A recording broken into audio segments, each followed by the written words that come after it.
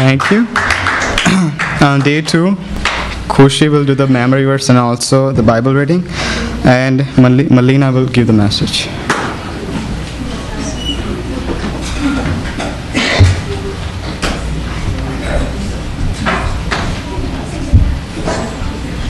John 6:35. I am the bread of life. He who cometh to me shall never hunger. John 6:35. John 6:1-14. Sometimes after this, Jesus crossed far shore of Sea of Galilee, that is the Sea of Tiberias, and great crowd of people followed him because they saw miraculous signs he had performed on the sick. Then Jesus went up on the mountainside and sat down with his disciples. The Jewish Passover feast was near. When Jesus looked up and saw a great crowd coming towards him, he said to Philip, "Where shall we buy bread for these people to eat?" He asked this only to test him, for he already had in his mind what was going to do. Philip answered him, 8 months' wages could not buy enough bread for each one to have a bite. Another of his disciples, Andrew, Simon Peter's brother, spoke up.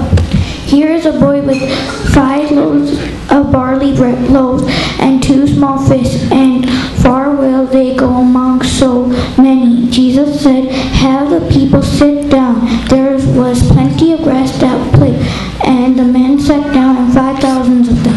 Jesus then took the loaves, gave thanks, and distributed them to who were seated as much as they wanted. He did the same with the fish. Then they had all enough to eat. He said to the disciples, gather the pieces that are left over, nothing to be wasted. So they gathered them and lifted 12 baskets with pieces of 5 barley loaves left over by those who had eaten.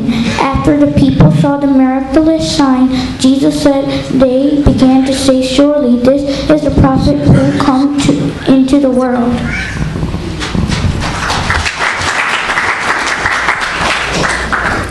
Hi, this message is about the bread of life.